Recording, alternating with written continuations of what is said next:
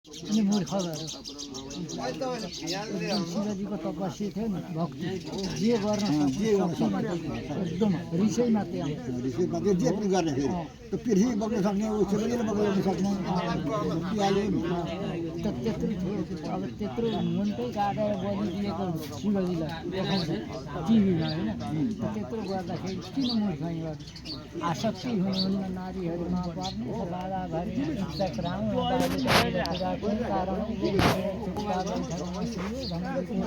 हाँसे अनि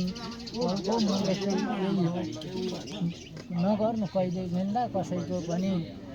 भनेको छ कलको मूल कति रहेछ बीज त छैन त्यत्रो कौरव पाण्डवहरू सबै कति राज्य नै सक्यो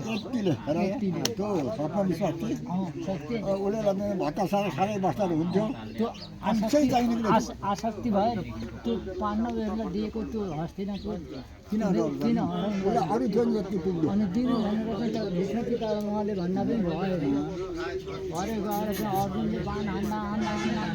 सहस्रले सबै भइसकेर मात्रै भीष्म पितामहले अन्तिममा कृष्णको नाम सम्झेर प्राण गयो अब भगवान्ले अवतार इच्छा मरण भएको भयो भीष्म पिता इच्छा मरण भएका कतिवटा मर्छौ त भन्दा उत्तरायणी होस् फागुनको दिन होस् शुक्रबारको दिन होस् पूर्णे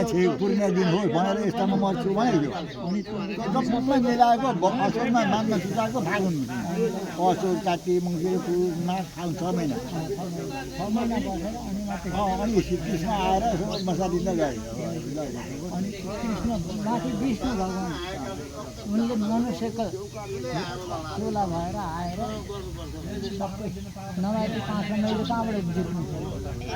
तिनीहरूलाई जिताएर सबै सकिदियो